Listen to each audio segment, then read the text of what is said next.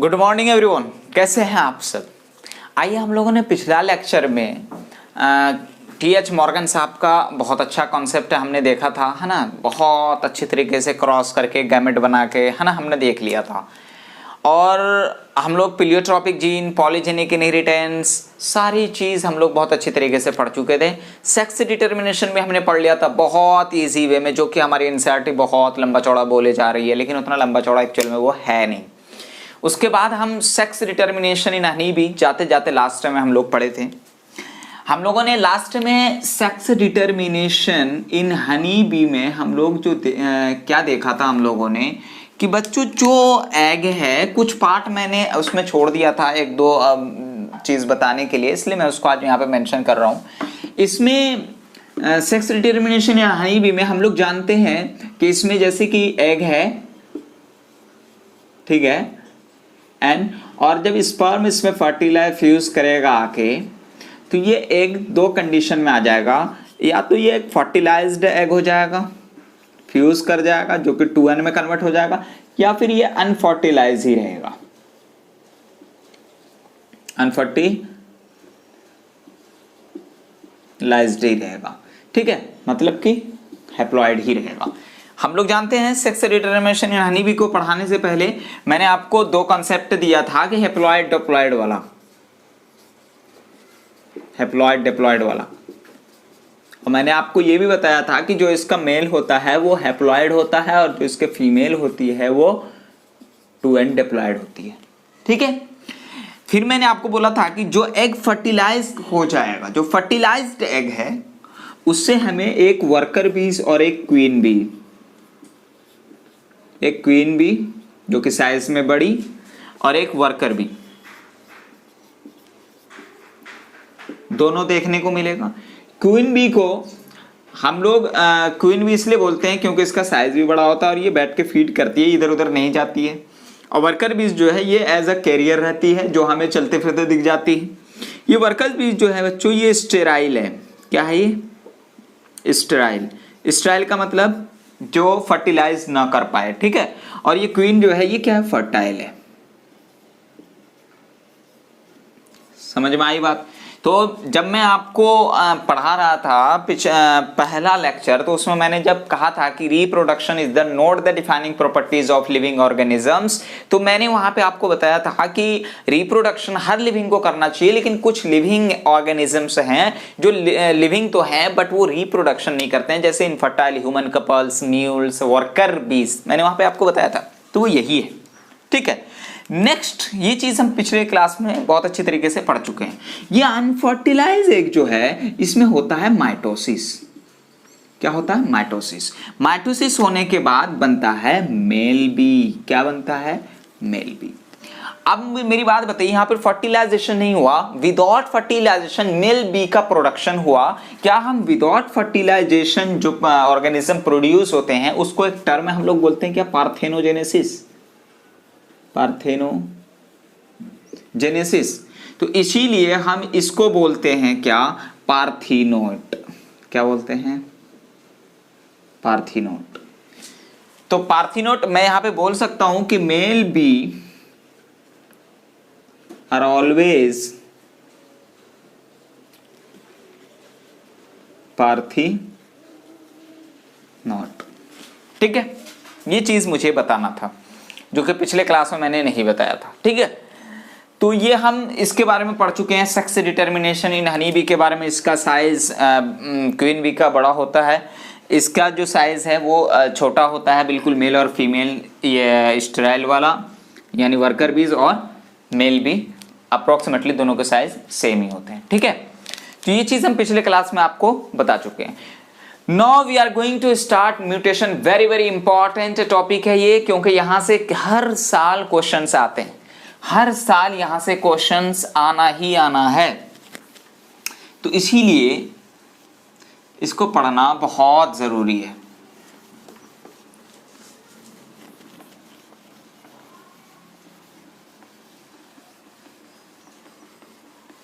कौन मार्कर है ये?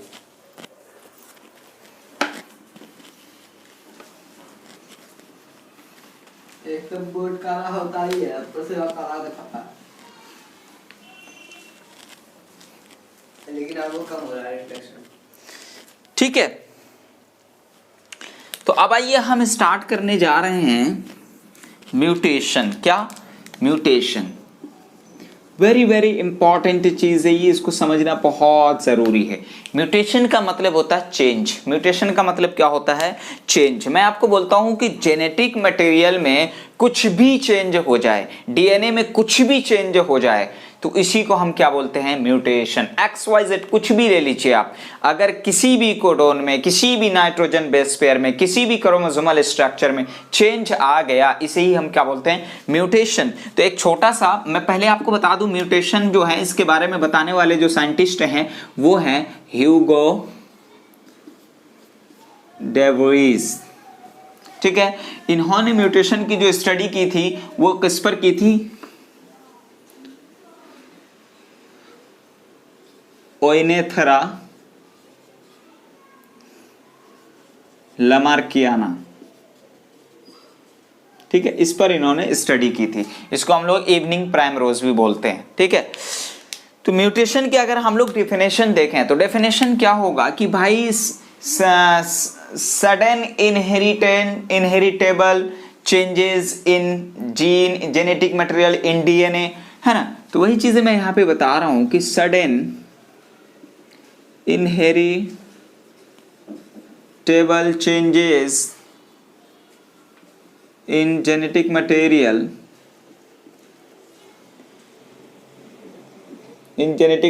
यानी डीएनए भी आप कह सकते हैं इसको। ठीक है, कुछ भी चेंज हो जाए अचानक, है ना, जेनेटिक मटेरियल में, डीएनए में, उसे ही हम क्या बोलते हैं? बोलिए जरा, म्यूटेशन। अकॉर्डिंग टू एनसीईआरटी जो आपकी बोल रही है वो ये है कि वो बोल रही है कि mutation is the result in alteration.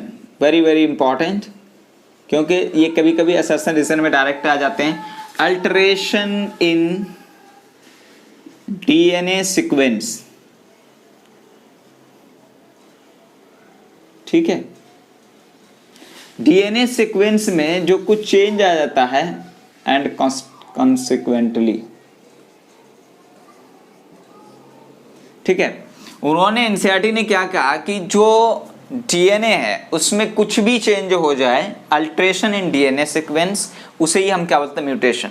अगर डीएनए में कुछ भी चेंज होगा तो मेरे बच्चों आपको जो है उसका जीनोटाइप जो है वो डिफरेंट हो जाएगा, उसमें कुछ ना कुछ आपको चेंज देखने को मिलेगा। तो जीनोटाइप जो है वो क्या हो जाएगा? चेंज। ऑब्वियसली जब जीनोटाइप चेंज होगा तो automatically phenotype will also changed,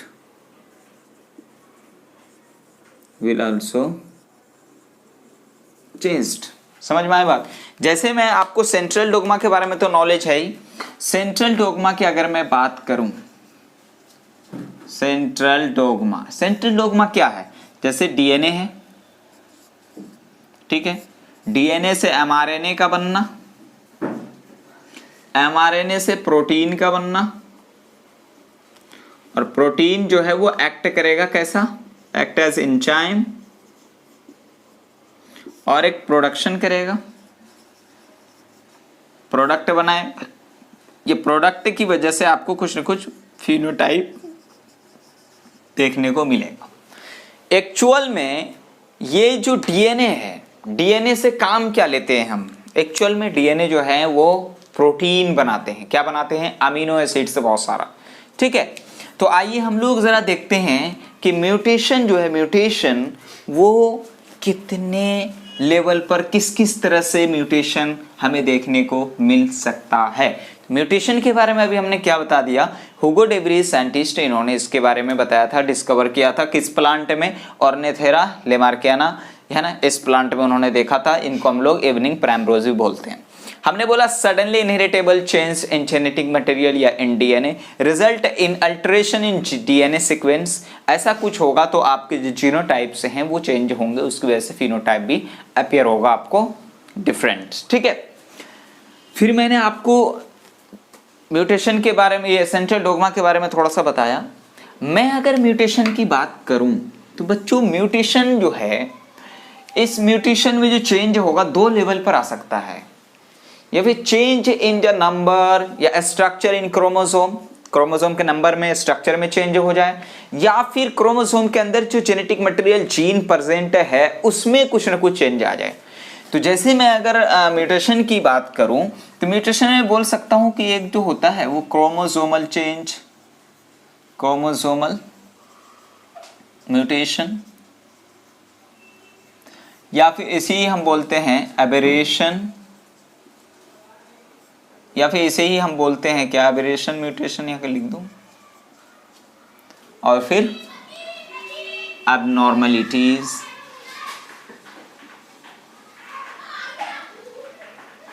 ठीक है। अब क्रोमोसोमल लेवल पर जो म्यूटेशन आपको देखने को मिलेगा, जैसे मान लीजिए ये क्रोमोसोम हमने ड्रॉ किया हुआ है, इसके स्ट्रक्चर या नंबर की बात हम कर रहे हैं। अगर मान लीजिए इसमें क्रोमोसोमल में हम देख सकते हैं क्या, डिलीशन, क्या देख सकते हैं, डिलीशन, मतलब क्रोमोसोम का कुछ पार्ट ब्रेक हुआ और वो वहां से डिलीट हो गया है ना, खुद हट गया। जैसे मैं मान लीजिए मैं बोल रहा हूं 1 2 3 4 5 6, मैंने बोला इसमें 5 6 से जो है ये यहां से डिलीट हो गया, तो इसे ही हम क्या बोलते हैं, डिलीशन। अब देखिए जब 5 6 यहां पर से हट जाएगा तो जाहिर सी बात है कि क्रोमोसोम का कुछ पार्ट यहां से हट गया, तो इसे हम क्या बोलते हैं, डिलीशन। तो इसका जो जेनेटिक कॉन्स्टिट्यूएंट था, जेनेटिक कोड था इनका, उसमें कुछ न कुछ चेंज आ गया। समझ में आई बात। नेक्स्ट दूसरा हम लोग देखेंगे इंसर्शन। इंसर्शन मतलब इंसर्शन को हम लोग एडिशन भी बोलते हैं, एडिशन। जैसे ये क्रोमोसोम है ना, इस क्रोमोसोम में दूसरा पार्ट आकर के जुड़ गया, जैसे 1 2 3 4 5 6 7 8, ये दूसरा पार्ट आके जुड़ गया, उसे हम क्या बोलेंगे, इंसर्शन। जाहिर सी बात है इसके जुड़ने की वजह से ये स्ट्रक्चर क्रोमोसोम का चेंज हो रहा है, कुछ ना कुछ इसमें म्यूटेशन हमें देखने को मिल रहा है। फिर उसके बाद हम लोग देखेंगे दूसरा नंबर पे हम देख रहे हैं क्या, डुप्लीकेशन। क्या, डुप्लीकेशन।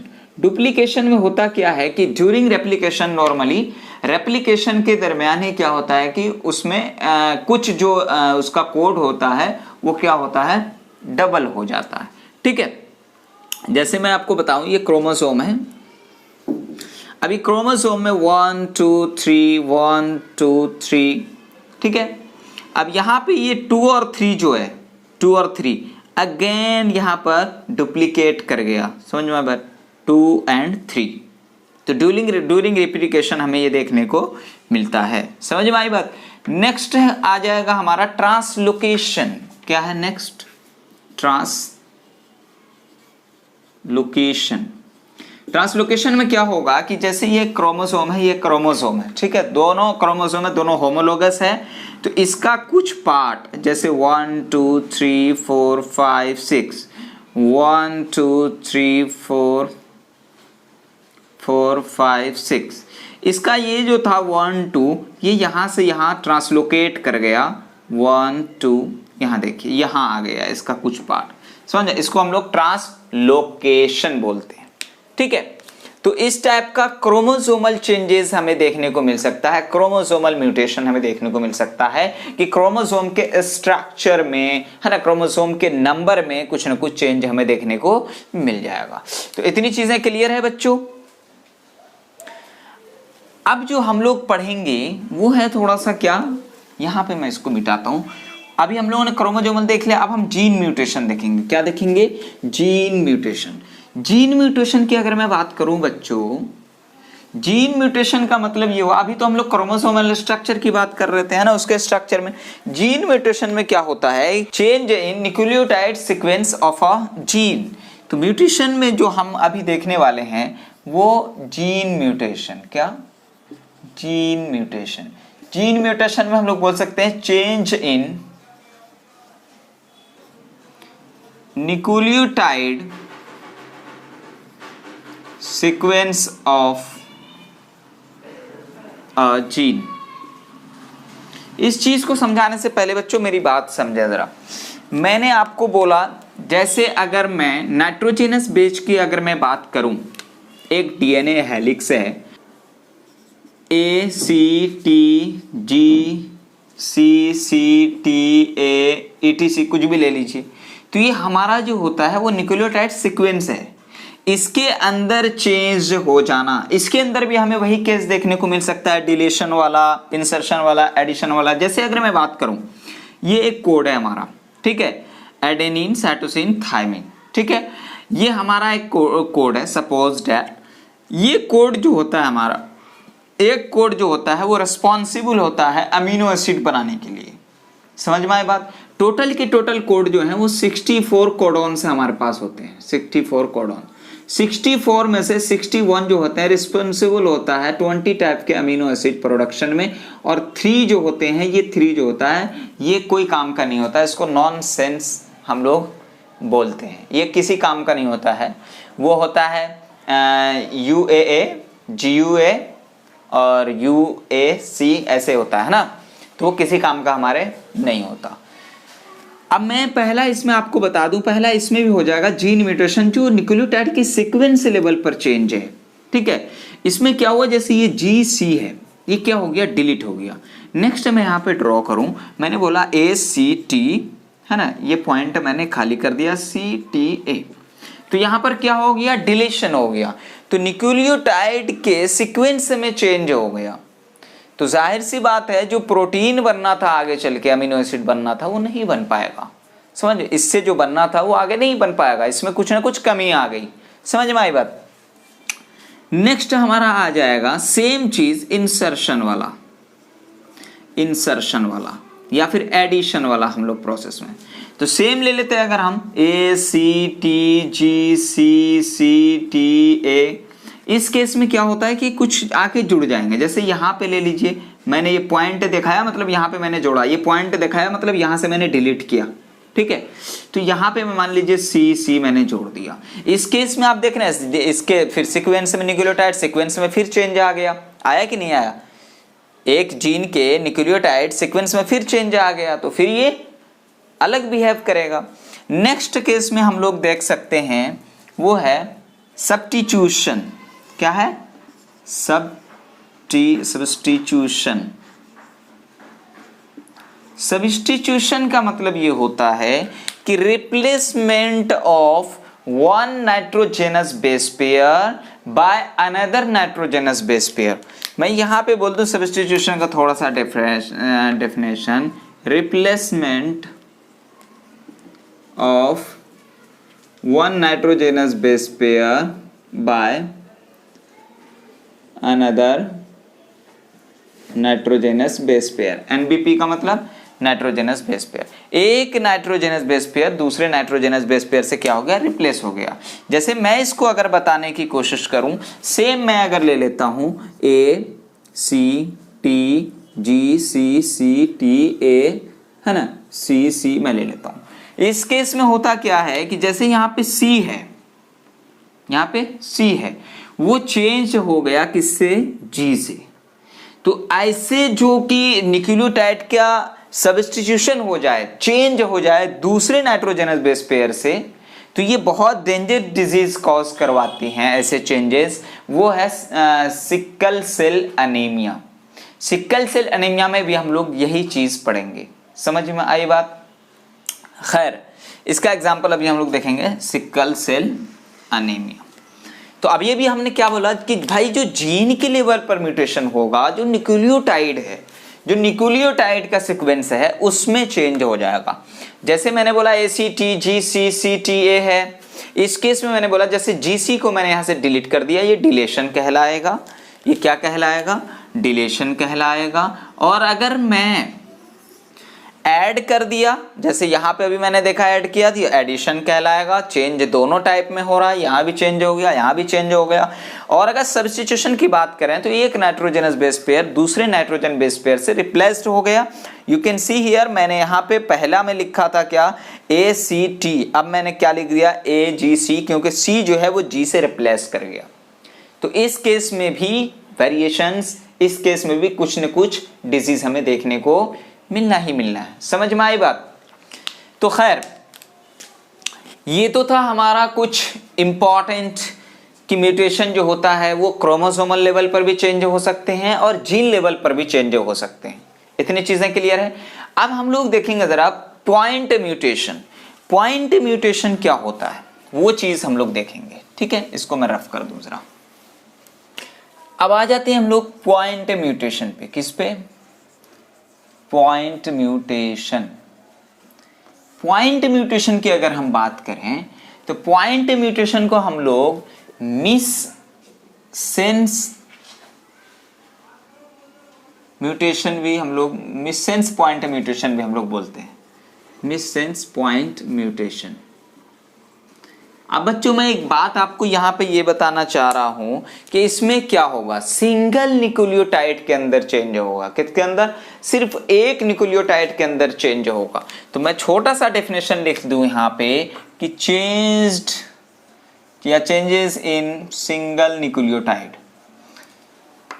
वहां पर पूरे जीन के न्यूक्लियोटाइड में कुछ न कुछ ऐड हो रहा था, कुछ न कुछ जुड़ जा रहा था। एक साथ 3-4 भी गायब हो सकते हैं, नाइट्रोजनस बेस पर एक साथ 3-4 भी आ सकते हैं। सिंगल न्यूक्लियोटाइड इसमें होगा, ठीक है। जैसे मैं अगर बताऊं कि ये डीएनए है, इतना टेढ़ा नहीं होता, ठीक है। तो डीएनए का डबल हेलिक्स है, हम लोग जानते हैं। इस केस में यहां पर क्या परसेंट है, मान लीजिए जी, यहां पर क्या है ए, यहां पर क्या है जी। ऑलरेडी हम जानते हैं जी जो है वो जुड़ा होता है किससे? साइटोसिन से। और ए जो है वो जुड़ा होता है किससे? बॉन्ड के मदद से, थायमीन से। और जी फिर किससे? सी से। जब ये एमआरएनए में आएगा तो यहां पर जो कोड होगा वो क्या होगा, बोलिए जरा। सी की जगह जी और टी की जगह ए और फिर सी की जगह क्या होगा, बोलिए जरा, जी। ये जो कोड है, ये जो कोड है, ये कोड रिस्पॉन्सिबल है for the production of glutamic acid. ये कोड जो है कि क्या है, code for production of glutamic acid on 6th position of beta chain of haemoglobin, ठीक है। लेकिन होता क्या है, चेंज हमें पढ़ना है। इस केस में जो कि यहां पर ए को टी से होना था, तो उस केस में आगे वाले केस में होता क्या है जब चेंज होगा, जैसे ये जी है, ये ए है, ठीक है। या फिर यूं बोल लो, एक स्ट्रैंड है, यहां पर सी है, यहां पर टी है, यहां पर सी है। इस टी को किससे कन्वर्ट होना था, ए से। तो वो उस केस में ऐसा ना हो करके एमआरएनए की केस में क्या हो जाता है कि यहां सी तो है, ये टी की जगह क्या आ जाता है, यूरासिल, यूरासिल आ जाता है।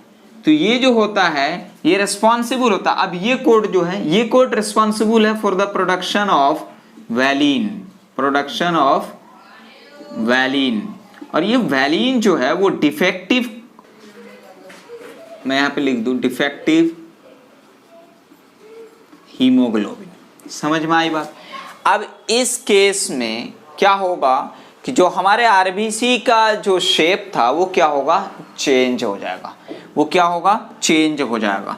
अब बना तो 6th पोजीशन पे ही है, लेकिन बनाना क्या था, ग्लूटामिक एसिड। क्या बनाना था, ग्लूटामिक एसिड। और बन क्या गया, वैलिन। क्यों? क्योंकि यहाँ यू आ गया। समझ में आई बात? तो आपके एनसीईआरटी में भी बहुत अच्छी तरीके से इसको दिया है। तो इसमें आरबीसी का जो शेप है वो बिल्कुल चेंज्ड हो जाता है।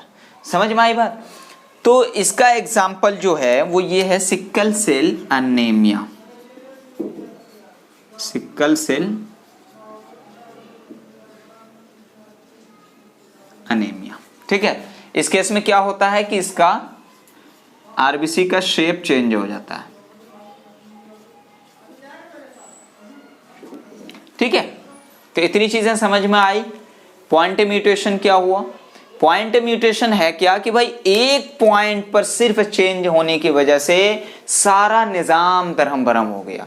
अब कैसे हुआ वो चीज आपने अभी अभी देख लिया है। अच्छा, एक चीज और मैं आपको बता दूं कि फ्रेम शिफ्ट म्यूटेशन क्या होता है। Frame shift mutation, frame shift mutation क्या होता है? फ्रेम शिफ्ट म्यूटेशन में होता क्या है कि deletion of a gene, deletion of a gene या न्यूक्लियोटाइड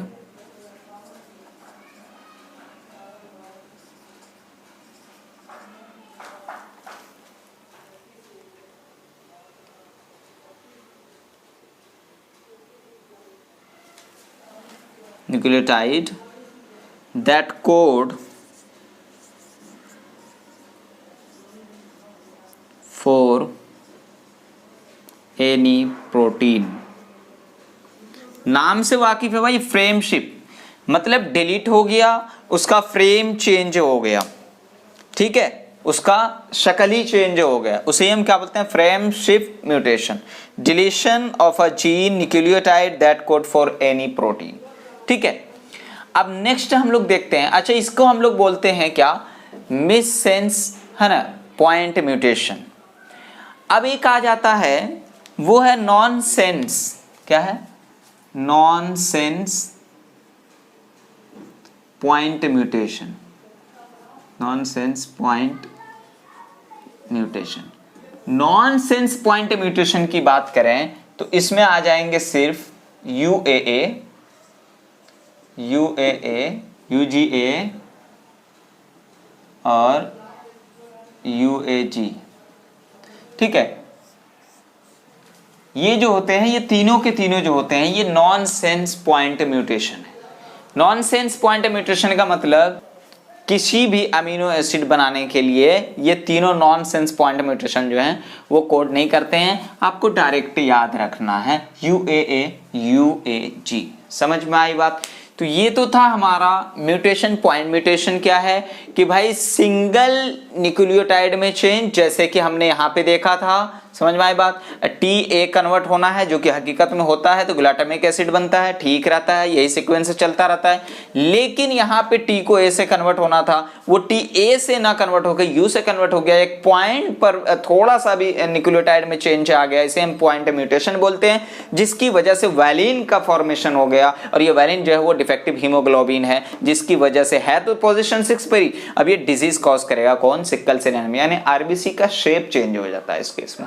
समझ में आई बात? नेक्स्ट हम लोग देखते हैं बच्चों, तो ठीक है, अब हम लोग देखते हैं क्या? Pedigree analysis. क्या देखते हैं? Pedigree analysis, very very important. Pedigree analysis बहुत इंपॉर्टेंट है। पेडिग्री एनालिसिस हम लोग करते क्यों हैं?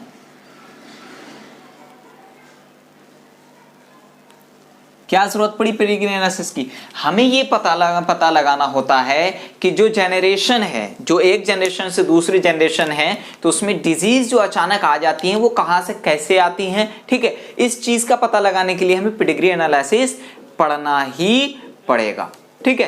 तो जैसे मान लीजिए कि मेरे बाप दादा में कोई डिजीज थी, अब वो हमारे अब्बू में नहीं है, हम में है ना, तो ये हो सकते हैं, तो इसलिए हम लोग पेडिग्री एनालिसिस को देखते हैं। तो आइए हम लोग देखते हैं पेडिग्री एनालिसिस में। पेडिग्री एनालिसिस मतलब हम लोग एक्चुअल में पढ़ क्या रहे हैं? Genetic disorder. एक्चुअल में हम लोग पढ़ क्या रहे हैं? Genetic disorder. जेनेटिक डिसऑर्डर में हम क्या पढ़ रहे हैं? Pedigree analysis. बच्चों जेनेटिक डिसऑर्डर की अगर हम बात करें तो जेनेटिक डिसऑर्डर जो है ये दो टाइप की डिजीज हमें इसमें देखने को मिलते हैं। एक तो क्रोमोसोमल और दूसरा जो होता है वो है सिंगल जीन डिसऑर्डर। क्रोमोसोम के स्ट्रक्चर में चेंज होने की वजह से, क्रोमोसोम में चेंज आने की वजह से, या मान लीजिए क्रोमोसोम का पूरा नंबर ही क्रोमोसोम के बढ़ गए या घट गए, इसकी वजह से जो डिजीज होगी उसको हम क्रोमोसोमल डिजीज बोलेंगे। अगर सिंगल जीन डिसऑर्डर है, एक जीन की वजह से जो डिजीज ट्रांसफर हो रही है, इनहेरिट हो रही है एक जीन की वजह से, तो वो उसे हम क्या बोलेंगे? Single gene disorder. समझ में आई बात? अब मैं अगर सिंगल जीन डिसऑर्डर की बात करूं तो इसको हम लोग मेंडेलियन डिसऑर्डर भी बोलते हैं। इसको हम लोग क्या बोलते हैं? Mendelian disorder. Mendelian disorder. अगर मैं मेंडेलियन डिसऑर्डर की बात करूं मेरे बच्चों, तो इसमें आ जाएगा कौन कौन, इसमें आ जाएगा ऑटोसोमल डोमिनेंट, इसमें जो डिजीज आएगी एक होगा वो ऑटोसोमल रिसेसिव, इसमें होगा क्या एक्स लिंक्ड डोमिनेंट, इसमें होगा क्या एक्स लिंक्ड रिसेसिव, इसमें होगा क्या वाई लिंक्ड। ये सारे के सारे जो हैं, ये जैसे मैं ऑटोसोमल की बात करूं, ये तो क्या है ऑटोसोमल है, ये क्या है ऑटोसोमल डिजीज है, और ये जो है ये क्या है सेक्स लिंक्ड डिजीज है, क्या है सेक्स लिंक्ड डिजीज है। समझ में आई बात। अब मैं अगर बात करूं कि भाई सेक्स लिंक्ड डिजीज वगैरह, जैसे सिंगल जीन डिसऑर्डर्स कुछ हैं, जैसे मैं अगर बताऊं मेंडेलियन डिसऑर्डर में हमें क्या क्या देखने को मिलेगा, हमें हीमोफीलिया देखने को मिलेगा, हमें हीमोफीलिया देखने को मिलेगा, और दूसरी की बात करें हमें सिकल सेल एनीमिया देखने को मिलेगा, तीसरी की अगर हम बात करें तो उसमें कौन कौन कलर ब्लाइंडनेस हमें देखने को मिलेगा, ठीक है। फोर्थ अगर हम बात करें थैलेसेमिया हमें देखने को मिलेगा। समझ में आए बात। और अगर मैं और बात करूं तो फिनाइलकीटोनुरिया हमें देखने को मिलेगा, फिनाइलकीटोनुरिया। तो ये सारी डिजीज जो है मेंडेलियन डिसऑर्डर में आते हैं, ठीक है। क्या haemophilia, sickle cell anaemia, colour blindness, है ना, और उसके बाद थैलेसेमिया और फिनाइलकीटोनुरिया, है ना, डॉक्टर की लैंग्वेज में ऐसे ही याद करने हैं, ठीक है। इसको अच्छे से आप लिख लेंगे। खैर, अब मैं अगर डिजीज की बात करूं मेरे बच्चों, डिजीज की अगर मैं बात करूं डिजीज की, तो डिजीज जो होते हैं वो ऑटोसोमल डिजीज भी हैं, अभी मैंने पढ़ा है ना, ऑटोसोमल डिजीज। और दूसरी की बात करें तो sex linked disease, sex linked disease. Autosomal जो हमारे सोमैटिक क्रोमोसोम है हमारे सेल में, वो कितने हैं 44, है ना, +2 था XY, तब जाकर के कितना हुआ था 46। अब इसकी अगर हम बात करें 40, ये ऑटोसोमल डिजीज की, तो ये 44 जो हमारे अंदर क्रोमोसोम्स, इसके 50% चांसेस हैं कि ये बॉयज में भी हो, बॉयज में भी ट्रांसमिट हो और गर्ल्स में भी ट्रांसमिट हो। समझ में आए बात। दोनों में 50% चांसेस हैं ऑटोसोमल डिजीज के कि वो बॉयज में भी हो और गर्ल्स में भी हो, दोनों में जाने के कितने चांसेस हैं 50%। लेकिन सेक्स लिंक्ड की अगर हम बात करें, सेक्स लिंक्ड में इसको समझाने के लिए मुझे जैसे सेक्स लिंक्ड में मेल लेना होगा और एक फीमेल लेनी होगी। मेल की अगर हम बात करें, इसके पास XY होता है और फीमेल के पास XX है। सपोज डेट हम यहाँ पे क्या हीमोफीलिया दर्शा दें X पे, और यहाँ पे भी X पे हम क्या हीमोफीलिया डिजीज दिखा दें, ठीक है। अब इस केस में आप जब क्रॉस करवाएंगे, इस केस में जब आप क्रॉस करवाएंगे प्रोजेनी बनाने के लिए, तो यानी कि जो गैमेट बनाएंगे, तो पॉसिबल क्या है, जैसे मान लीजिए कि अगर Y और X फ्यूज किया, Y और X। अच्छा, इसको समझने से पहले ये समझो बस सिर्फ इतना, मेल के Y क्रोमोसोम पे कुछ है क्या, कुछ भी नहीं है।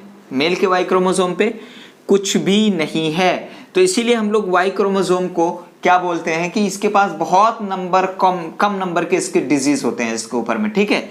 इसीलिए X ही क्या है, वो टोटली रिस्पॉन्सिबल है। अगर मान लीजिए कोई लड़की गर्ल अफेक्टेड है, तो आप क्या बोलते हैं कि भाई लड़की अफेक्टेड है, जाहिर है मदर से तो X आया ही है, फादर से भी X आया है, मतलब फादर से H आया है और इधर से X। तो इस केस में फीमेल क्या हो गई, मतलब वो लड़की डिजीज वाली होगी। अब अगर मैं बोलूं इसको उल्टा कि भाई अगर यहाँ पे बॉय वो क्या है अफेक्टेड है, बॉय क्या है अफेक्टेड है, इस केस में जाहिर सी बात है, पूरा क्लियर है कि इस केस में Y आया यहाँ से और इधर से क्या आया X, मतलब XH, उल्टा कर दिया XH, ठीक है।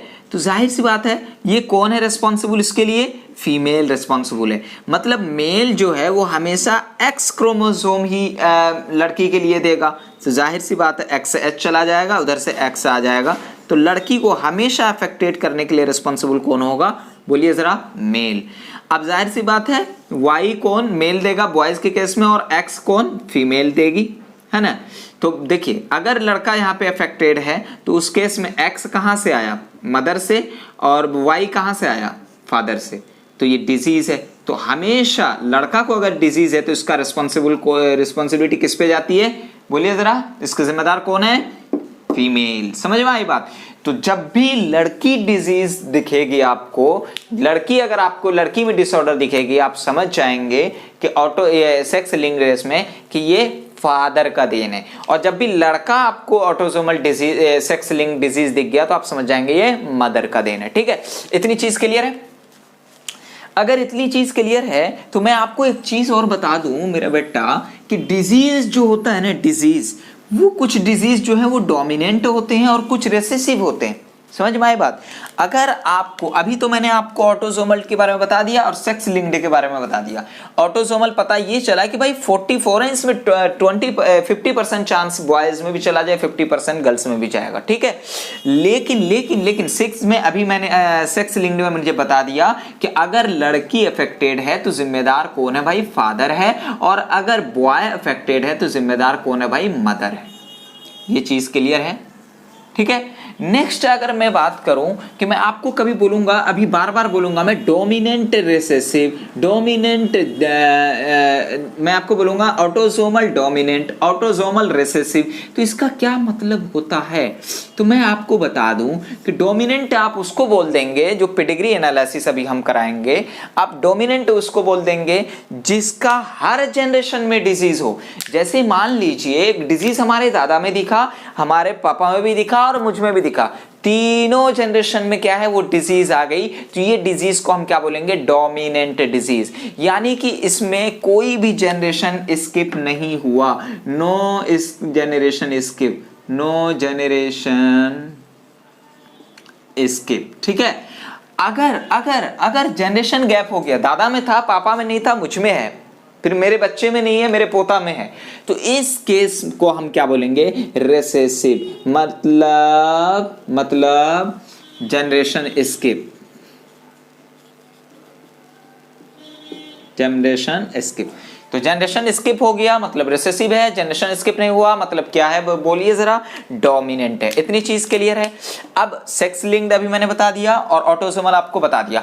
अब हम लोग आ जाते हैं बेसिकली पेडिग्री पर। हम लोग क्या पढ़ेंगे? पेडिग्री। तो इतनी चीजें आपको क्लियर है? मैंने बोला जेनेटिक डिसऑर्डर जो है वो क्रोमोसोमल भी और सिंगल जीन डिसऑर्डर भी, इसको मेंडेलियन भी बोलते हैं। इसमें कौन कौन ऑटोसोमल रिसेसिव, ऑटोसोमल डोमिनेंट है, सेक्स लिंक्ड, ये सब आ जाएगा। ठीक है, अब इसमें मैंने अभी आपको बता दिया कि भाई डिजीज जो है वो सेक्स लिंक्ड, ऑटोसोमल, इसमें ऑटोसोमल जो है वो जो मेल और फीमेल की पॉसिबिलिटी होती है डिजीज की ऑटोसोमल की, वो 50-50% होते हैं। लेकिन एक्स में क्या होता है? इसमें मेल के लिए अगर मेल को डिजीज हो रहा है तो इसके जिम्मेदार उसकी मदर है, अगर लड़की को डिजीज हो रहा है तो जिम्मेदार इसके फादर है। इतनी चीजें क्लियर है? फिर मैंने आपको डोमिनेंट और रिसेसिव के बारे में समझा दिया।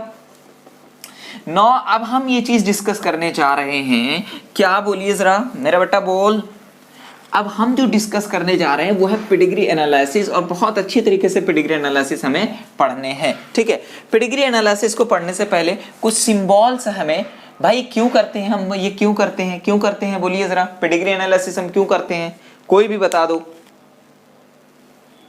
बोलिए। तो analysis of traits of generation in a family, तो क्यों करते हैं भाई? Analysis of traits, analysis of traits of a generation in a family, इसको हम लोग फैमिली चार्ट भी बोलते हैं। क्या बोलते हैं? Family chart. ठीक है, खैर ये चीज तो बात की बात है। अब मैं अगर आपको अभी मैं सिंबल थोड़ा सा याद करा दूं, पहले हम छोटा सा हेडिंग डाल लेते हैं, सिंबल्स। अगर मैं आपको सीधा ऐसा स्क्वायर दे दूं, ठीक है, तो इसका मतलब होता है भाई क्या? Normal male. मैं आपको सीधा सर्कल ड्रॉ कर दूं तो इसका मतलब क्या होता है? Normal female. अगर मैं आपको इस टाइप का अगर आपको मैं दिखा दूं तो इसका मतलब होता है क्या? मेटिंग। मेटिंग बोले तो मैरिज। अगर मैं आपको यही स्क्वायर को मैं अगर डार्क कर दूं तो इसका मतलब क्या होता है? बोलिए जरा, अफेक्टेड मेल। Affected mail. अगर मैं सर्कल है, सर्कल को मैं अगर डार्क कर दूं तो इसका मतलब क्या होता है? Affected female. ठीक है, अगर मैं इसको मैं डबल बॉन्ड से जोड़ दूं तो इसका मतलब क्या होगा, मेटिंग था, इसका मतलब मेटिंग ही है, लेकिन याद रखिए मेटिंग ही है, लेकिन इसमें क्लोज रिलेटिव्स में अगर शादी हुई है आपकी तो इसको हम लोग ऐसे दर्शाते हैं। यानी सीधा हम एक छोटा सा बोल सकते हैं कि अगर आपकी शादी अपने ब्लड ग्रुप में हुई है, ब्लड रिलेशन में, ब्लड ग्रुप नहीं ब्लड रिलेशन, तो ब्लड रिलेशन से आपकी शादी हुई है जिसका ब्लड से रिलेशन है, तो उसको हम ऐसे सिंबल से दिखाते हैं। एक सिंबल ऐसा है, अगर ऐसा सिंबल है सिर्फ इसके अंदर कुछ नहीं लिखा हुआ है तो इसको आप बोलेंगे कि 5 चिल्ड्रेन है, 5 चिल्ड्रेन, सॉरी इसको आप बोलेंगे क्या, अनएफेक्टेड, या सॉरी मैं क्या बोले जा रहा हूं, इसको बोलेंगे आप सेक्स अनस्पेसिफाइड, सेक्स अनस्पेसिफाइड। ठीक है, अगर ऐसा ही सिंबल है और इसमें 5 लिखे हुए हैं तो इसका मतलब है 5 चिल्ड्रेन, वो भी कैसे, नॉर्मल। ठीक है, डिजीज नहीं है। इतनी चीजें क्लियर है। एक सिंबल और देखिए,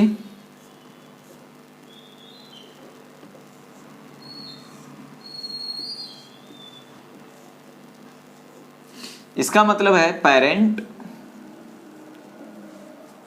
विद चिल्ड्रेन।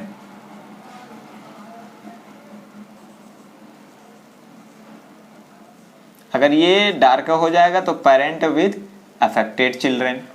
अब क्या हो जाएगा, अफेक्टेड चिल्ड्रेन। समझ में आई बात। तो ये कुछ सिंबल्स हैं जो हमें याद रखने पड़ेंगे, तभी जाकर के आपको कुछ चीजें समझ में आएगी। ठीक है, अब आइए मैं डायरेक्ट आपको सारी चीजें भी मैंने आपको बता दिया, ऑटोसोम क्या है, सेक्स लिंक्ड क्या है, डोमिनेंट क्या है, रिसेसिव क्या है। चलिए मैं आपको आप एग्जाम्पल देता हूं आपको। ठीक है, चलिए मैंने एक प्योर मेल की शादी यानी नॉर्मल मेल की शादी मैंने नॉर्मल फीमेल से करा दी।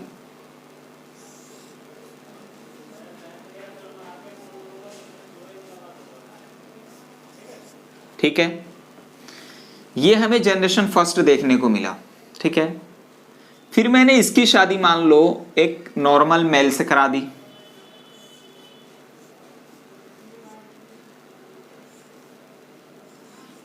ठीक है, यहां पे मान लो ये क्या हो गया, ये बेटा अफेक्टेड हो गया, ये बेटी भी क्या हो गई भाई, अफेक्टेड हो गई। इसकी शादी हुई, फिर शादी होने के बाद क्या देखा भाई कि मेल भी अफेक्टेड हो गया, ये लड़की भी क्या है, अफेक्टेड हो गई।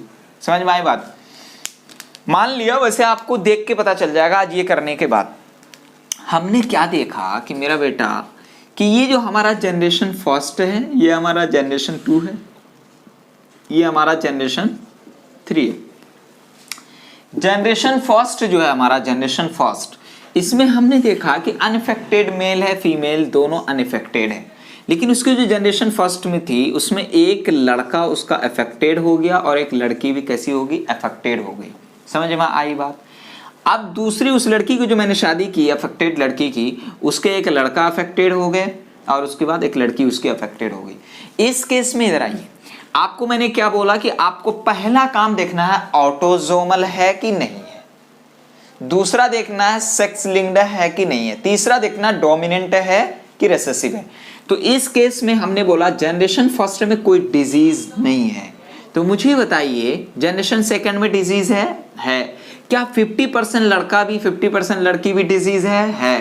तो ये तो क्लियर हो गया कि भाई ये क्या हो गया, बोलिए जरा, ऑटोसोमल हो गया। ऑटोसोमल में क्या होता था, 50% बॉयज 50% गर्ल दोनों डिजीज कॉज हो जाते थे। ठीक है, 44 वाले क्रोमोसोम।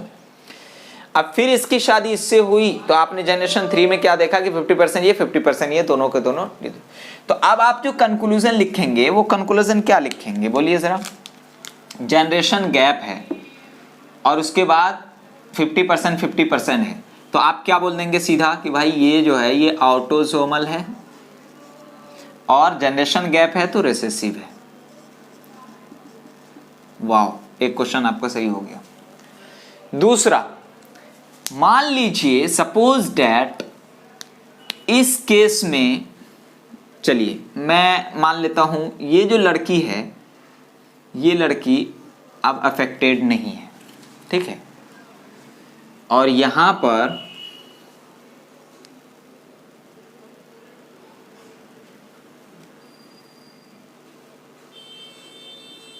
ये लड़का भी अफेक्टेड नहीं है, ठीक है, ठीक है। अब मुझे बताइए इस डिजीज के बारे में। तो पहली बात तो ये है कि भाई एक ही लड़का अफेक्टेड है, मतलब सेक्स लिंक्ड है। क्या है ये? सेक्स लिंक्ड है, सेक्स लिंक्ड है, सेक्स लड़का अफेक्टेड है। जाहिर सी बात है कि ये मदर जो है क्या है यहां पर, बोलिए जरा, कैरियर होगी। ये मदर ही यहां पर क्या हो गई, बॉयज के लिए रेस्पॉन्सिबल हो गई, ठीक है, डिजीज कराने के लिए। मैंने अभी पढ़ाया था आपको, अगर लड़का अफेक्टेड है तो जिम्मेदार माँ है, अगर लड़की अफेक्टेड है तो जिम्मेदार बाप है, अगर लड़का लड़की दोनों अफेक्टेड है तो दोनों में से कोई जिम्मेदार नहीं, ये ऑटोसोमल है, ठीक है। अब इस केस में देखिए जरा, मैंने आपको बोला कि ये माँ के पास, जाहिर सी बात है बाप के पास से क्या आया होगा, ये लड़का है तो वाई आया होगा, और माँ के पास से एक्स तो क्या आया होगा, यही केस हमें देखने को मिलेगा। नेक्स्ट में आप देखिए कि यहां पर लड़की इफेक्टेड है, क्या है, लड़की इफेक्टेड है। 100% यहां पर श्योर है कि यहां पर मदर से तो कोई काम नहीं हुआ, फादर रिस्पॉन्सिबल है इसके लिए। समझ में आई बात? तो यहां पर ये क्या हो गया, सेक्स लिंक्ड तो है, क्या है ये, सेक्स लिंक्ड है। अब जनरेशन गैप है, जनरेशन यहां भी गैप है, यहां भी गैप है, इसीलिए हम इसको क्या बोल देंगे, सेक्स लिंक्ड रिसेसिव। समझ आ रहा है कि नहीं आ रहा? समझ आनी चाहिए, है ना। नेक्स्ट कंडीशन में मान लीजिए इसको भी मैं अफेक्टेड कर देता हूं, इसको भी मैं अफेक्टेड कर देता हूं, ठीक, इसको भी मैं अफेक्टेड कर देता हूं, और उसके बाद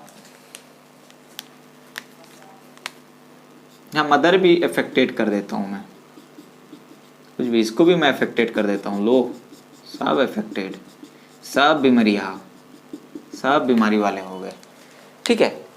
अब इस कंडीशन में मुझे ये बताइए, ये सब मिटा देता हूं नहीं तो कचरा हो जाएगा, ठीक है। इस कंडीशन में मुझे ये बताइए, यहां पर मेल भी क्या है, अफेक्टेड, फीमेल भी क्या है, अफेक्टेड, दोनों के दोनों अफेक्टेड है। जो प्रोजेनी हो रही है दोनों के दोनों क्या है, अफेक्टेड है, तीनों के तीनों प्रोजेनी अफेक्टेड है। फिर सेकेंड जनरेशन में आपने अफेक्टेड लड़की की शादी किसी अनअफेक्टेड बॉयज से करवा दी, फिर उसकी जो जनरेशन आई उसमें भी सब अफेक्टेड है। क्या मुझे ये बताइए, इसमें सब के सब अफेक्टेड हो रहे हैं? एक वो जो कि इसका तो इस जनरेशन का तो उसका कोई रिलेशन ही नहीं है, ठीक है। तो यहां पर मुझे बताइए इस केस में मुझे ये बताइए, सब जनरेशन में डिजीज है, पहला पॉइंट डोमिनेंट हो गया है, पहला पॉइंट डोमिनेंट हो गया। दूसरा पॉइंट, सब जनरेशन में हमें दिख रहा है, क्या ये मदर और फादर की वजह से भी हमें दिख रहा है? बिल्कुल, मदर और फादर की वजह से ही हमें ये रिस्पॉन्सिबिलिटी हमें देखने को मिल रहा है, इसीलिए ये क्या हो जाएगा, डोमिनेंट एक्स सेक्स लिंक्ड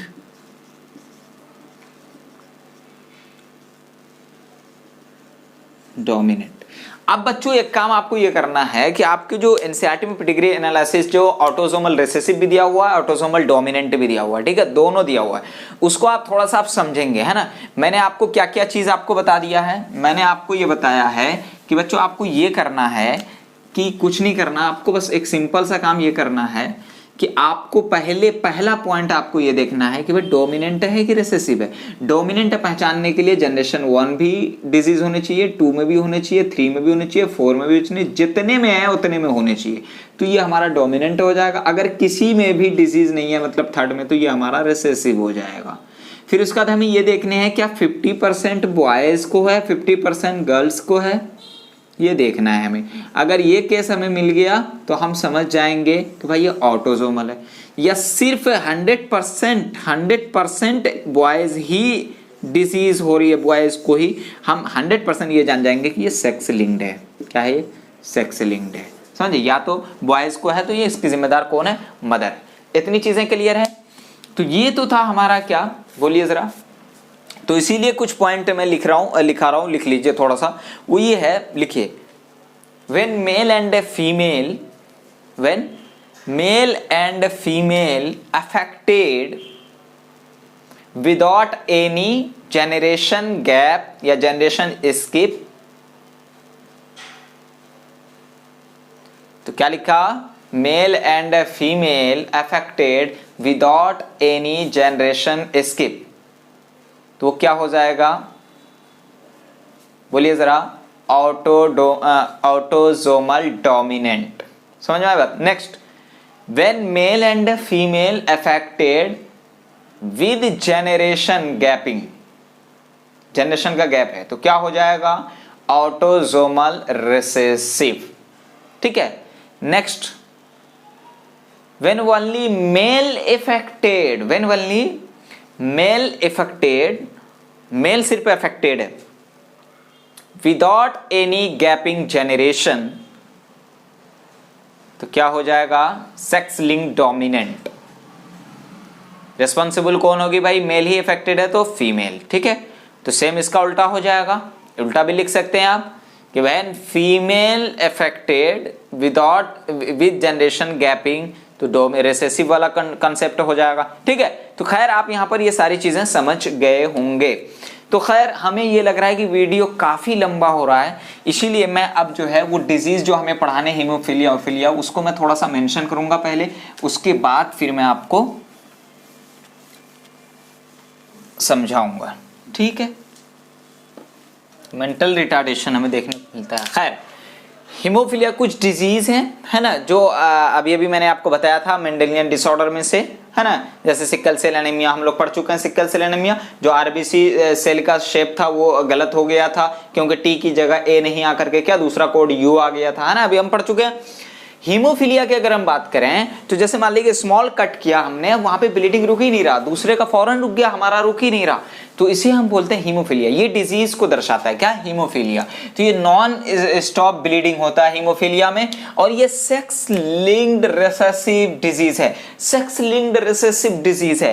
पता ये चला कि हर जनरेशन में ये पाया नहीं जाएगा, इसीलिए तो रिसेसिव है, सेक्स लिंक्ड है। यानी अगर मेल में है तो रिस्पॉन्सिबल कौन? मदर। फीमेल में तो रिस्पॉन्सिबल कौन? फादर। समझ में आई बात?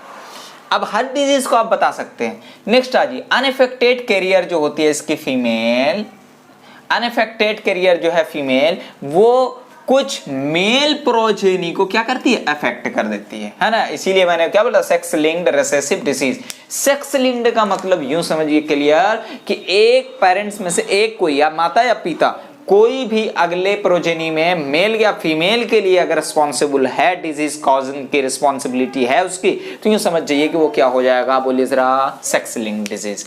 नेक्स्ट आ जाइए, अगर डॉटर में कभी कभी अगर डॉटर अफेक्टेड हो गई तो इसके लिए रिस्पॉन्सिबल है हीमोफीलिया में मेल और फीमेल दोनों। समझ में आई बात? नेक्स्ट आ जाते हैं हम लोग फेनाइलकेटोनुरिया। फेनाइलकेटोनुरिया ऑटोनोमल डिजीज है, ऑटोनोमल और रिसेसिव डिजीज है। रिसेसिव का मतलब भाई जनरेशन गैप हो सकता है। फेनाइलकेटोनुरिया मेरे दादा को था, मेरे बाप को नहीं था, मुझे ऐसा हो सकता है, ये पॉसिबल। समझ में आई बात? है नहीं, बस मैं बोल रहा हूं। ठीक है। तो फिनाइलकेटोनुरिया जो ऑटोसोमल डिजीज है, ऑटोसोमल का मतलब ये हुआ कि 50% बॉयज को भी और 50% गर्ल्स को भी, दोनों को हो सकते हैं, चांसेस है कि दोनों को 50-50% हो। ठीक है। नेक्स्ट आ जाइए, इनबॉर्न कैरियर ऑफ मेटाबॉलिज्म। ये जो बच्चे पैदा होने से पहले ही इसमें जो देखने को मिल जाते हैं, जैसे मेंटल रिटार्डेशंस, है ना, इसमें देखने को मिल जाते हैं। डेरिवेटिव्स एक्सक्रीशन थ्रू, ये खैर दूसरी चीज़ है। फिनाइलकेटोनुरिया में होता क्या है, वो चीज़ को काफ़ी अच्छे से समझना है। वो ये है कि जो हमारे पास फिनाइल एलानीन प्रेजेंट होता है, फिनाइल एलानीन प्रेजेंट होता है, जिसको हम यूँ बोल सकते हैं अमीनो एसिड है, एक तरह का अमीनो एसिड। ठीक है। इसका जो स्ट्रक्चर होता है हम लोग जानते हैं carbon carbon H3CH R group. तो R ग्रुप जो होता है फिनाइल, फिनाइल यहां जुड़ा होता है क्या, CH2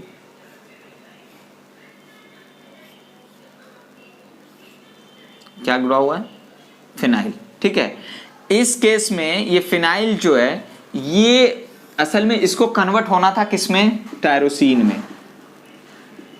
किसमें कन्वर्ट होना था, टायरोसिन में। टायरोसिन का जो स्ट्रक्चर होता है वो कुछ ऐसा ही होता है।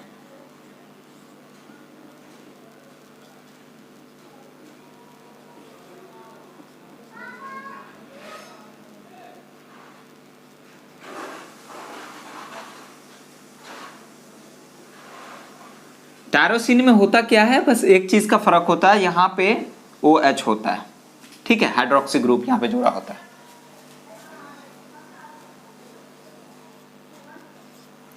अब मेरे बच्चों जो ये फिनाइल एलानिन अमीनो एसिड है वो किसमें कन्वर्ट होना होता है, इसको टायरोसिन में। ठीक है, लेकिन in the absence of hydroxylase group, उसका नाम है फिनाइल एलानिन हाइड्रोक्सिलेज, इसके अब्सेंस में, इसके प्रेजेंस में होना है, लेकिन इस जब ये नहीं होता है तो इसके अब्सेंस में क्या होता है कि ये जो फिनाइल एलानिन है वो क्या हो जाता है, एक्युमुलेट कर जाता है। क्या कर जाता है, एक्युमुलेट कर जाता है और प्रोड्यूस कर लेता है क्या, बोलिए, phenyl pyruvic acid. Phenyl pyruvic acid which is responsible for the phenyl ketonuria. समझ में आई बात, क्या क्या बोल दिया हमने कि जो फिनाइल एलानिन और अमीनो एसिड जो स्ट्रक्चर यहाँ प्रेजेंट है इसको कन्वर्ट होना किसमें, हाइड्रोक्सी ग्रुप यानी टायरोसिन में। ठीक है, in the presence of phenyl alanine hydroxylase. लेकिन जब ये नहीं होता है तो ये कन्वर्जन इसका नहीं होता है, तो ये क्या होता है कि एक्युमुलेट कर जाता है और वो क्या फॉर्म कर लेता है, फिनाइल पायरुविक एसिड। ये फिनाइल पायरुविक एसिड की वजह से क्या, फिनाइल कीटोनुरिया हमें देखने को मिलता है, यानी मेंटल रिटार्डेशन और डेरिवेटिव्स जो इसके होते हैं वो एक्सक्रीट होते हैं थ्रू द किडनी। इतनी चीजें क्लियर है। खैर, दूसरी ये चीज तो हमने हीमोफीलिया और फिनाइल कीटोनुरिया के बारे में पढ़ा, और सिक्कल सेल एनीमिया के बारे में हम ऑलरेडी पढ़ चुके हैं। सिक्कल सेल एनीमिया के बारे में अगर थोड़ा सा मैं बताऊं, जो कि आपकी एनसीईआरटी में मेंशन है, वो ये है HbS और HbA वाला कॉन्सेप्ट। वो ये है, उसमें ये बताया 50% वाला कॉन्सेप्ट बताया। जैसे मैं आपको यूं बताऊं कि मान लीजिए एक तरफ मेल है और एक तरफ क्या है, फीमेल है। ठीक है, ये भी क्या है, HbS HbA, ये क्या HbS और HbA। मैं आपको एक चीज बताऊं, HbS और HbS जब ये केस होगा तो समझ जाइएगा क्या है, सिक्कल सेल एनीमिया। अगर ये केस हो HbA और HbA तो समझ जाइएगा ये दोनों केस में क्या हो जाएगा, नॉर्मल। अरे यार गड़बड़ हो गया, HbA ये दोनों केस है तो वो क्या है, नॉर्मल है। ये अगर है तो वो क्या है, सिक्कल सेल एनीमिया। समझ में आई बात। अब होता क्या है, जब इसका आप क्रॉस करवाते हैं, जब इसकी बात करें हम, फ्यूज करवाएं, ठीक है, चलिए मैं एक बार इसके साथ इसका करवा देता हूं, एक बार इसके साथ फिर इसका करवा देता हूं, फिर एक बार इसके साथ इसका करवा देता हूं, फिर एक बार इसके साथ इसका करवा देता हूं। ठीक है, जैसे हम करवा रहे हैं तो हमें क्या देखने को मिलेगा, बोलिए जरा, HbS HbS, फिर उसका HbS HbA, HbS HbA, फिर उसके बाद HbA HbS मतलब HbS HbA, फिर उसके बाद HbA HbA। तो HbS HbS HbA HbA, इस केस में हमने क्या देखा, 25%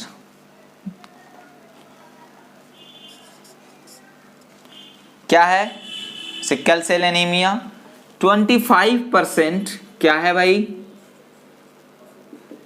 नॉर्मल, और 50% क्या है, कैरियर। समझ में आई बात, कौन, HBS और HbA। तो HBS और HbA क्या है, ये कैरियर हैं और 50% प्रोबेबिलिटी होते हैं इसके, ठीक है। तो सिकल सेल एनीमिया में ये चीज हमने देखा। खैर, क्रोमोसोमल डिसऑर्डर, मैंने बोला था कि भाई क्रोमोसोम नंबर या क्रोमोसोम का नंबर ऐड हो गया या उसमें से कुछ क्रोमोसोम कम हो गया, उसे हम क्रोमोसोमल डिसऑर्डर बोलेंगे। क्रोमोसोमल डिसऑर्डर में हम दो कॉन्सेप्ट पढ़ेंगे, एक होगा एन्यूप्लॉइडी जिसको यूप्लॉइडी बोलते हैं, और एक होगा पॉलीप्लॉइडी जिसको हम लोग बोल सकते हैं कि इसमें कई सेट ऑफ क्रोमोसोम्स एकदम बढ़ जाएगा, ठीक है। एन्यूप्लॉइडी को हम लोग यूप्लॉइडी इसलिए बोलते हैं क्योंकि इसमें लॉस और गेन दोनों होता है, लॉस और गेन ऑफ वन और मोर क्रोमोसोम्स, लॉस और गेन ऑफ वन और मोर क्रोमोसोम्स, एक या एक से ज्यादा क्रोमोसोम का क्या लॉस होना या गेन होना, ये हमें किसमें, एनिमल्स में हमें देखने को मिलता है। पॉलीप्लॉइडी की अगर हम बात करें, पॉलीप्लॉइडी अभी हम डाउन सिंड्रोम वगैरह पढ़ेंगे तो उसमें हम ये चीज अभी डिस्कस करेंगे, ठीक है। पॉलीप्लॉइडी की अगर हम बात करें तो इसमें गेन होता है क्या, complete number of set of chromosome, कई number of set of chromosome direct gain हो जाता है। जैसे वीट में एक्चुअल में होता क्या है, इसका जो एन होता है वो कितना होता है, 7 होता है, लेकिन डायरेक्ट क्या होता है इसमें गेन हो जाता है, जैसे 4n डायरेक्ट हो गया। समझ में आई बात, तो इस केस में क्या हो जाएगा बोलिए जरा, 28। समझ में आई बात, तो direct number set of chromosome 28 chromosome हो गया, तो डायरेक्ट क्या होता है उसमें इंक्रीज हो जाता है, उसे हम क्या बोलते हैं कि gain complete number of set of chromosomes, जैसे वीट में हमें देखने को मिलता है। नेक्स्ट हम लोग आ जाते हैं किस पे मेरे बच्चों, डाउन सिंड्रोम पे। डाउन सिंड्रोम को समझने से पहले आपको एक कॉन्सेप्ट मैं बताना चाहता हूं, उस कॉन्सेप्ट को बताने के लिए मुझे कुछ मिटाना होगा, मैं यहां से ये मिटा रहा हूं, ठीक है। आपको मैं ये बता दूं जरा डाउन सिंड्रोम समझने से पहले कि भाई मेल जो है, मेल के पास क्या प्रेजेंट है, एक तो 24 क्या है, ऑटोसोम है, 24 ऑटोसोम है, प्लस एक एक्स है और एक वाई है, और फीमेल के पास क्या है भाई 24 ऑटोसोम है प्लस एक्स एंड एक्स है, यही तो है, तभी तो जाके 46 हो रहा है। देखो अब मुझे एक बात बताओ, मुझे वो ये बात ये बताओ कि ट्राइसोमी क्या होता है, मोनोसोमी क्या होता है, डबल मोनोसोमी क्या होता है, नेलोसोमी क्या होता है, ये चीज हम लोग देखें। ट्राइसोमी जब आपको मैं बोलूंगा ट्राइसोमी का मतलब ये होगा कि 2n+1, मतलब एक क्रोमोसोम क्या होगा उसमें ऐड हो जाएगा। 46 है तो एक क्रोमोसोम आ गया और 47 बन गया, ठीक है। नेक्स्ट आ जाएगा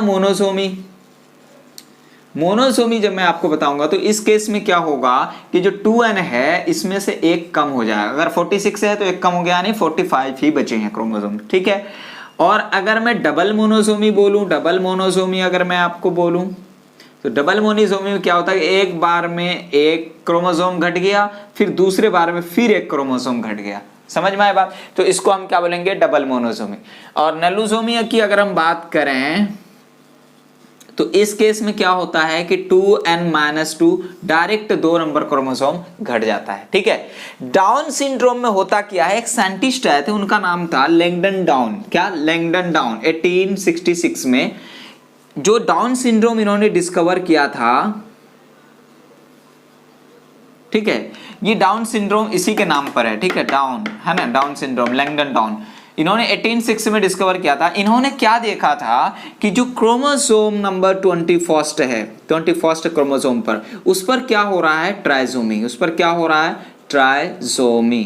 मतलब कि उस पे 2n+1 एक क्रोमोसोम और जुड़ जा रहा है, तो एक क्रोमोसोम और जुड़ गया था, जिसकी वजह से क्या हुआ था, कुछ डिजीजेस हमें देखने को मिला था ट्राइसोमी की वजह से। तो डाउन सिंड्रोम यानी ट्राइसोमी 21 क्रोमोसोम, उसमें क्या हुआ कि short stature with a small rounded head देखने को मिला, जो आपके एनसीईआरटी में डायग्राम दिया हुआ बेबी, ये हाथ थोड़ा सा ये ब्रॉड पार्ट होगा, हाथ छोटे छोटे होंगे, देखो दिया होगा सब। Mouth and partially open and palm is broad, है ना, and physical and psychomotors and mental development is retarded, ठीक है। तो ये तो हमारा क्या था, डाउन सिंड्रोम। नेक्स्ट हम लोग जो पढ़ेंगे वो होगा क्या, बोलिए जरा, क्लाइनफिल्टर सिंड्रोम। क्या है क्लाइनफिल्टर सिंड्रोम? क्लाइनफिल्टर सिंड्रोम में क्या होता है, इसके केस में भी ट्राइसोमी होता है। क्या होता है, ट्राइसोमी, मिटाना टफ हो रहा। आ जाते हैं हम, क्या है क्लाइनफिल्टर सिंड्रोम। क्लाइनफिल्टर सिंड्रोम, इस केस में क्या होता है मेरे बच्चों, ये सेक्स लिंक्ड डिजीज है। क्या है ये, सेक्स लिंक्ड डिजीज, ठीक है, सेक्स लिंक्ड डिजीज है। अब मेरे बच्चों इसमें ये चीज मैं आपको बता दूं जरा, इस केस में क्लाइनफिल्टर सिंड्रोम जो कि सेक्स लिंक्ड डिजीज है, इसमें भी क्या होता है, ट्राइसोमी। क्या होता है, ट्राइसोमी, ठीक है। ट्राइसोमी होना मतलब कि क्या, कि जो 2n था उसमें एक क्रोमोसोम का जुड़ जाना। अब इस केस में होता क्या है वो चीज मैं आपको बता दूं, एक एक्स क्रोमोसोम ऐड हो जाता है, एक एक्स क्रोमोसोम ऐड हो जाता है। जैसे मैं मान लीजिए मैं आपको बता रहा हूं कि जैसे कि ये क्या है, ये फीमेल, क्या है इसको मैं बोल दूं फीमेल, ये क्या है भाई मेल, ये क्या है भाई मेल। मान लीजिए इसमें ये क्रोमोसोम है, ठीक है, ये क्रोमोसोम इसका क्या है एक्स, ये क्या है एक्स, ठीक है, और ये मान लीजिए इसका क्रोमोसोम है, इसका क्या है भाई एक्स, इसका क्या है भाई वाई, मेल का। ऑब्वियसली ऐसा ही होगा। जब इसमें गैमेट का फॉर्मेशन होता है, किसका, जब गैमेट का इसमें फॉर्मेशन होता है, जैसे गैमेट के फॉर्मेशन में होता क्या है भाई, एक्चुअल में दोनों डिवाइड हो जाने चाहिए। तो गैमेट के फॉर्मेशन में ड्यू टू नॉन डिसजंक्शन की वजह से क्या होता है कि दोनों एक्स वाला जो पार्ट है वो क्या चला जाता है, गैमेट में चला जाता है। तो जब मैं इसको डिवाइड करता बीच में तो ये क्या होता, बोलिए जरा, 22 ऑटोसोम प्लस एक्स। लेकिन ऐसा तो यहां कुछ भी नहीं हुआ, ये क्या हुआ, नॉन डिसजंक्शन की वजह से दोनों एक्स क्रोमोसोम एक तरफ चला गया। तो अब क्या हो गया यहां पे, बोलिए जरा, ये वाला गैमेट हमारा क्या हो, 22 प्लस एक्स एक्स, और ये वाला क्या हो गया 22 प्लस 0। अब इसको मैं अगर डिवाइड करूं तो इस केस में क्या हो जाएगा 22 प्लस एक्स, और इसका क्या हो जाएगा 22 प्लस वाई। जब मैंने इधर देखा तो ये वाला गैमेट क्या है 22 plus x x, 22 plus 0, 22 plus, जब मैं ये गैमेट को लेता हूं, जब मैं ये गैमेट को लेता हूं तो 22 प्लस एक्स एक्स, जब मैं ये गैमेट को लेता हूं प्लस 22 प्लस वाई, ठीक है। इस केस में आपको क्या देखने को मिलेगा भाई, बोलिए जरा, 44 प्लस एक्स एक्स वाई। तो यहां पर एक्स वाई होना चाहिए, तो ये बॉयज के पास एक एक्स क्रोमोसोम क्या हो गया, ज्यादा हो गया। मतलब कि असल में क्या था 2n और प्लस एक एक्स क्रोमोसोम क्या हो गया, आ गया, ऐड हो गया। तो इसकी वजह से इसे हम बोलते हैं क्लाइनफिल्टर सिंड्रोम। क्लाइनफिल्टर सिंड्रोम में क्या होता है कि इसकी वजह से जो उसके कैरेक्टरिस्टिक्स हैं, फीमेल कैरेक्टरिस्टिक्स, जैसे ब्रेस्ट डेवलप होना है ना, वो इसमें फीमेल फीचर्स है ना देखने को मिलता है। इसको हम लोग बोलते हैं गायनोकैमेसिया। गायनोकोमेसिया क्या बोलते हैं, गायनोकोमेस्टिया। तो गायनेकोमेस्टिया क्या है भाई, जो फीमेल फीचर्स हैं वो अगर डेवलप हो जाए मेल के अंदर तो उसे हम क्या बोलते हैं, गायनोकोमेस्टिया ड्यू टू क्लाइनफिल्टर सिंड्रोम। क्योंकि यहाँ पे क्या हो रहा था कि एक एक्स क्रोमोसोम ऐड हो जा रहा था, समझ में आई बात। लेकिन ऐसा जो फीमेल कैरेक्टर जो आया है, ये जो मेल होगा, ये मेल कैसा होगा, बोलिए जरा, स्टेराइल होगा। कैसा होगा, स्टेराइल होगा। समझ में आया बात, मतलब ये फर्टाइल नहीं होगा। ये तो आपको समझ में आ गया। नेक्स्ट केस अगर मैं देखने की कोशिश करूं, कहां रख दिया मैंने मिटाने वाला, नेक्स्ट केस अगर मैं आपको बताने की कोशिश करूं, जैसे तो क्लाइनफिल्टर सिंड्रोम में क्या हुआ, ट्राइसोमी 2n+1 हुआ। इसकी वजह से क्या हो गया, बोलिए जरा, कि 44 प्लस XXY हो गया, है ना।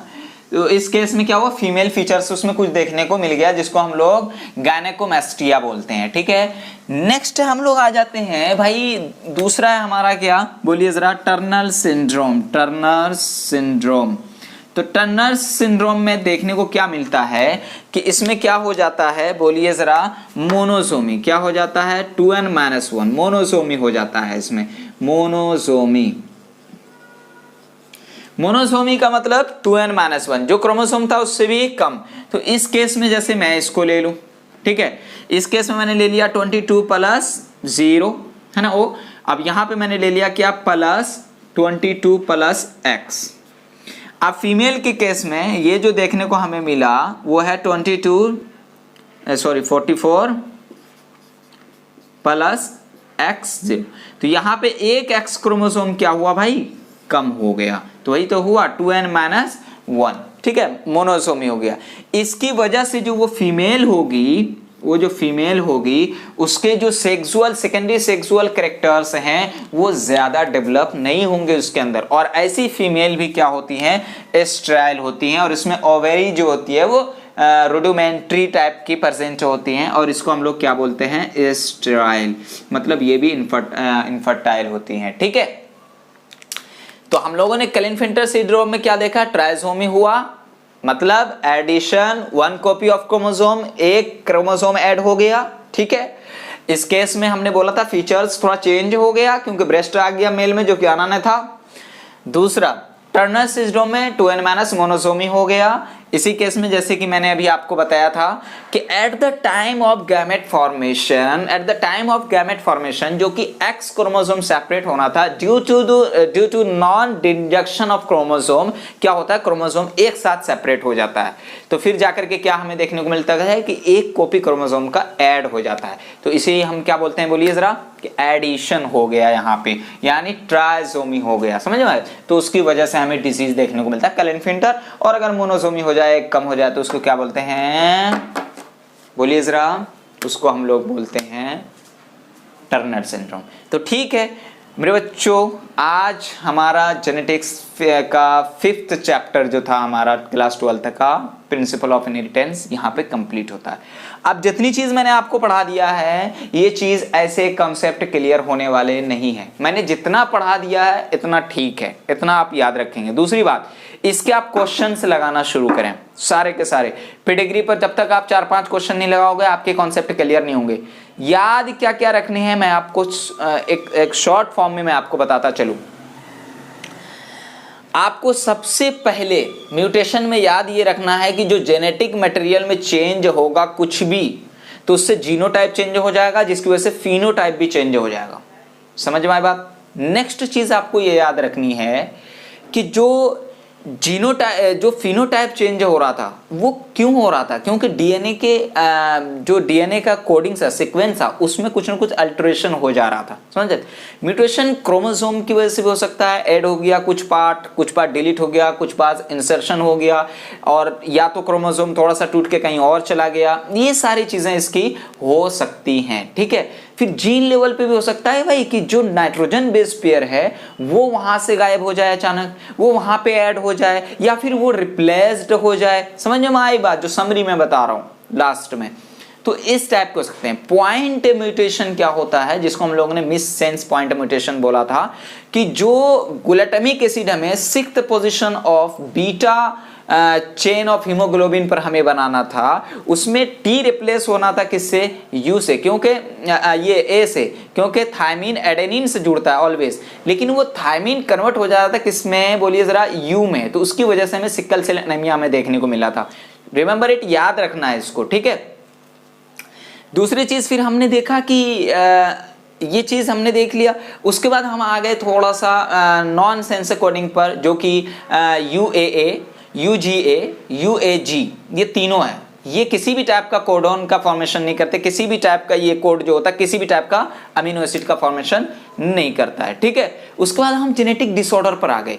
जेनेटिक डिसऑर्डर पर आने के बाद हमने सबसे पहले बोला कि जो मेंडल साहब थे ना, उनके कॉन्सेप्ट पर जो डिजीज हमें जेनेटिक इनहेरिट हुआ था, जेनेटिक डिसऑर्डर्स इनहेरिट हो रहा था, उसमें हम जेनेटिक मेंडेलियन जेनेटिक डिसऑर्डर का उनको, जैसे ऑटोसोमल रिसेसिव ऑटोसोमल डिजीज है ना, जो सिंगल जीन ट्रांसफर हो रहा था सिंगल जीन जो ट्रांसफर कर रहा था, तो उसको हम क्या बोले, मेंडेलियन जीन डिसऑर्डर। ठीक है, उसमें ऑटोसोमल डोमिनेंट आ गया, ऑटोसोमल रिसेसिव आ गया, एक्स लिंक्ड डोमिनेंट आ गया, एक्स लिंक्ड रिसेसिव आ गया, फिर वाई लिंक्ड आ गया। फिर एग्जांपल में मैंने आपको बोला कि कौन कौन है मेंडेलियन डिसऑर्डर के example, thalassaemia, sickle cell anaemia, है ना, कलर ब्लाइंडनेस, और उसके बाद फिनाइलकेटोनुरिया और हीमोफीलिया, ये सब तो हम सबको एक एक करके पढ़ चुके हैं ना, और कुछ बाकी है जो हम उसको नहीं, सब तो हम पढ़ ही चुके हैं, अब आगे थोड़ी क्लास लेनी है, अभी हम तो पढ़ा ही दिए सब हमने।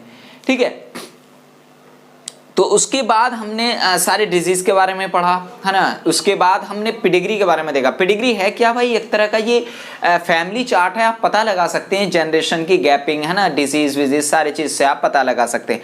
कुछ सिंबल से याद करने हैं आपको, और उसके बाद जो डिजीज आपको देखनी है वो तो एक ऑटोसोमल डिजीज है जो 50% बॉयज को 50% गर्ल्स को होंगे, और एक सेक्स लिंक डिजीज है जो कि अगर गर्ल्स को हो रहा है तो रिस्पॉन्सिबल फादर है, और अगर बॉय को हो रहा है तो रिस्पॉन्सिबल मदर है। ठीक है, कैसे मैंने आपको बता दिया, क्रिस क्रॉस मेथड से।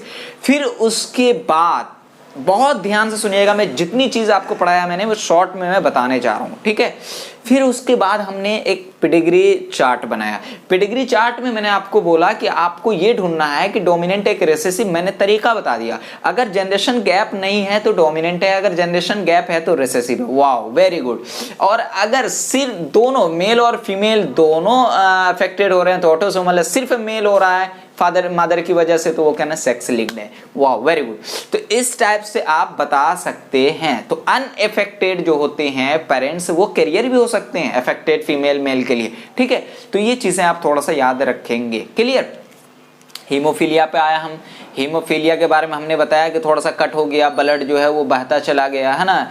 तो ये जो होता है ये सेक्स लिंक्ड रिसेसिव जीन है, रिसेसिव डिजीज है। मैंने आपको बता दिया कि मदर जो थी वो कैरियर थी किसके लिए, अपने बॉयज में जो डिजीज कराए उसके लिए, है ना। अगर डॉटर में देखने को मिला तो मेल और फीमेल दोनों के दोनों इसके रिस्पॉन्सिबल है ना, दोनों के दोनों पर रिस्पॉन्सिबिलिटी जाती। नेक्स्ट फिर हमने थोड़ा सा किसके बारे में देखा, क्या पढ़ा था उसके बाद, बोलिए जरा, भूल रहा हूं।